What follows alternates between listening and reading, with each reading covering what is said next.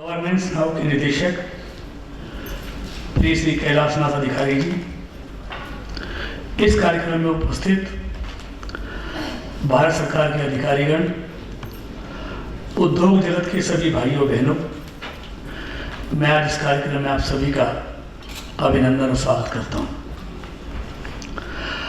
आज हम यहाँ पर सब कॉर्पोरेट सोशल रिस्पॉन्सिबिलिटी के बारे में चर्चा करने के लिए एकत्रित हुए हैं।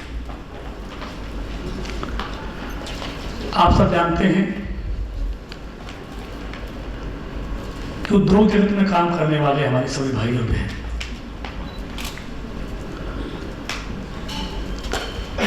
अपनी आमदनी में से 2%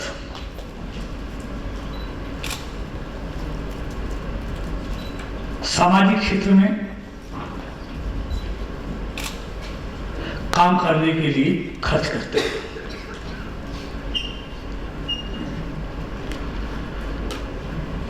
पूरे इस देश में इस समय सरकारी और प्राइवेट सेक्टर मिलकर 18,000 करोड़ रुपए खर्च करने होते हैं, लेकिन देखने में आता है कि अभी तक 2% की जगह हम 1% भी खर्च नहीं कर पाते हैं।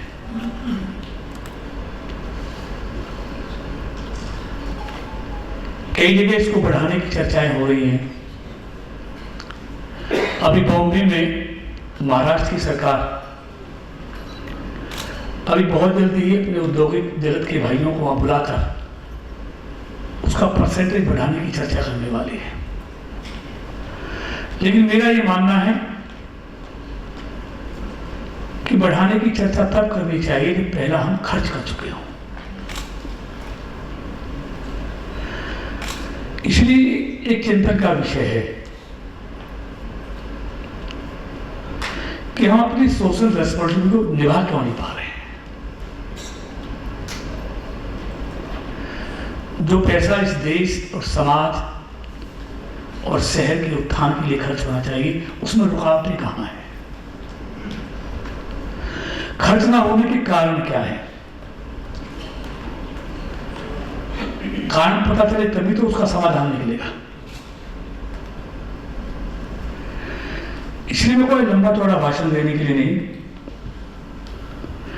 देखिए, इस सोशल रिस्पॉन्सिबिलिटी फंड को एक नया आयाम देने की जरूरत है।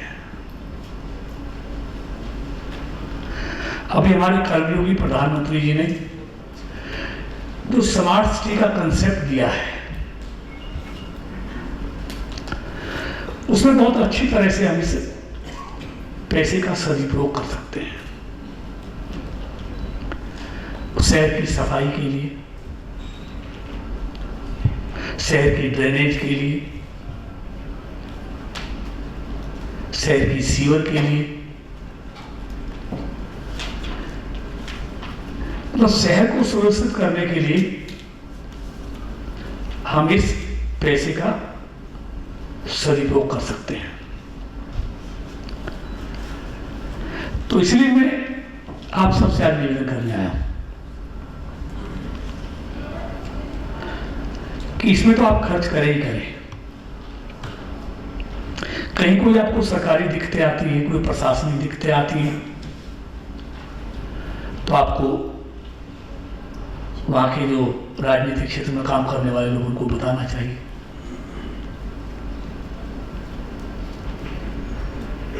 कि क्या क्या आपको दिक्कतें आती हैं, क्या क्या परेशानी आती है, तो उनका निश्चित तौर पर समाधान किया जाएगा। आज खास तौर से मैं आपको अपने विभाग के बारे में कि आपके इस फंड का उपयोग हमारे विभाग के, अब जो बच्चे बचपन से ना सुन पाते हैं ना बोल पाते हैं, प्राइवेट सेक्टर में, प्राइवेट हॉस्पिटल्स में लोग पैसे वाले हैं, उनका इलाज कराते हैं, 10-11 लाख रुपए का खर्च उस पर आता है।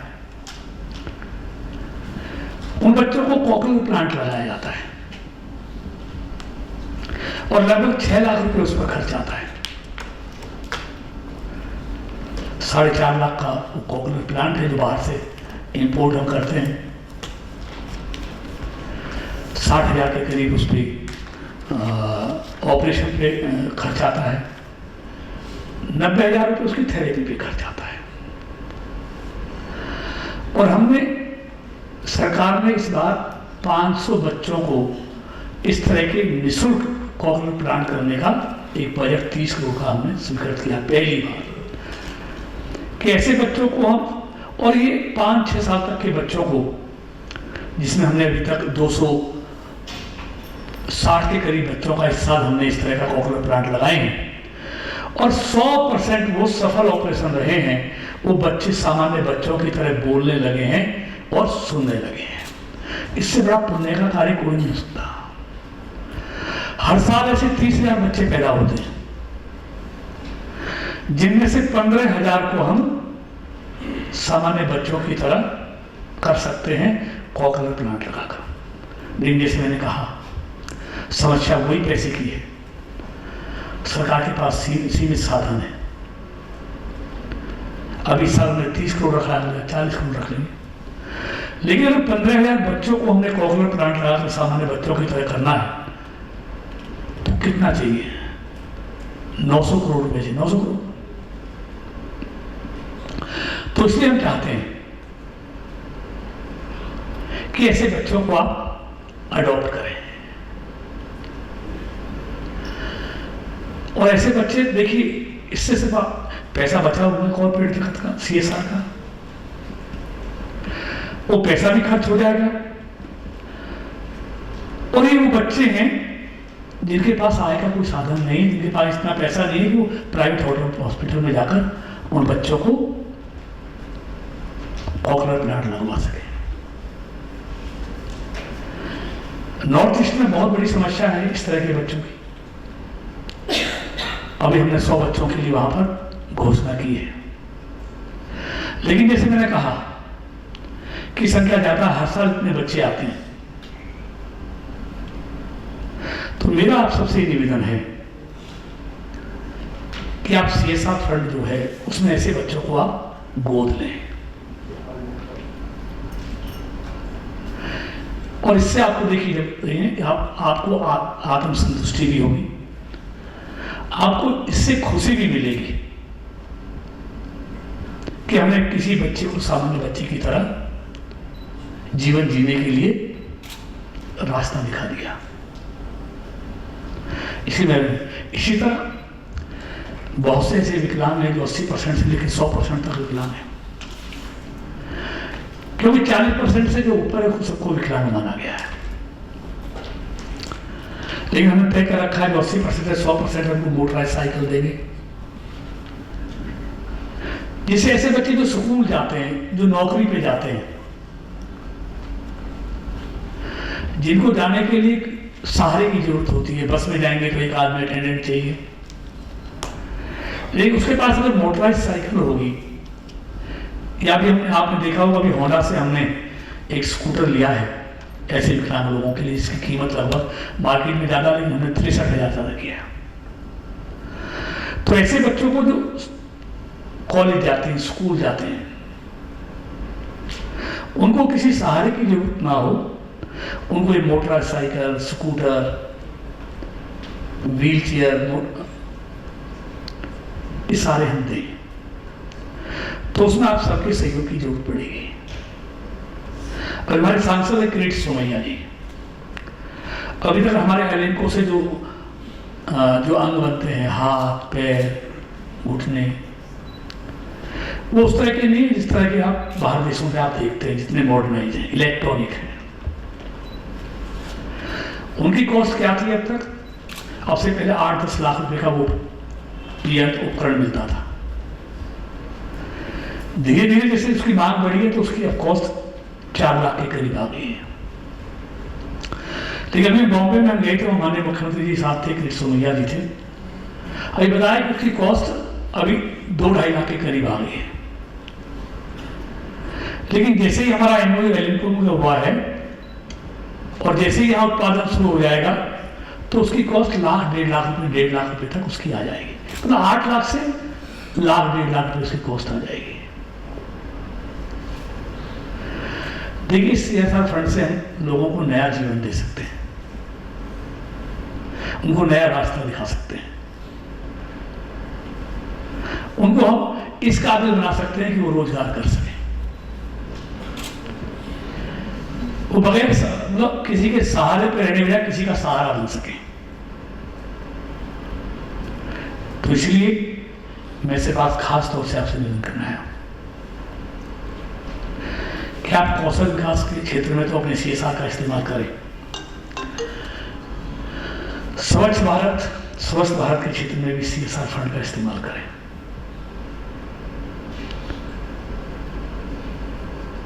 लेकिन खास तौर से जो विकलांगता का क्षेत्र है, जहां से आपको बहुत दुआएं मिलने वाली हैं, और जब किसी विकलांग को आप इस काबिल बनाएंगे जो आसानी से चल सके, आसानी से अपना रोजगार कर सके, अगर उसको मोटरसाइकिल होगी, स्कूटर हुआ, तो अखबार बेच लेगा, दूध बेच लेगा, कॉलेज चला जाएगा, नौकरी पे चला जाएगा, ट्रेनिंग पे चला जाएगा। तो इसलिए मैं सारी बातों का सिर्फ इतना कहते हुए आपसे विनती करता हुआ कि इन तमाम क्षेत्रों में अपने फंड का आप ज़्यादा से ज़्यादा इस्तेमाल करें, और जब आप 2% का खर्च कर लें और जब 2% खर्च होने लगे तो मैं निवेदन करना चाहूँगा कि आप इसको और बढ़ाएं, 2 से 3% लेके जाएं। इतने निवेदन के साथ, इस उम्मीद और विश्वास के साथ कि आप भारत को विकसित राष्ट्र बनाने में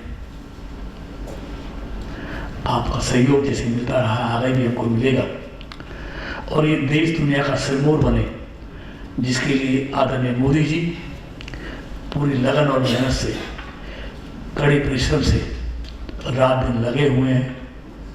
इसलिए आप उनका इसमें सहयोग करें। इसी विश्वास के साथ एक बार पुनः मैं कैलाशनाथ जी का, जिन्होंने मुझे आपसे रूबरू होने का मौका दिया, मैं हृदय से उनका धन्यवाद करता हूँ। बहुत बहुत धन्यवाद। जय हिंद, जय भारत।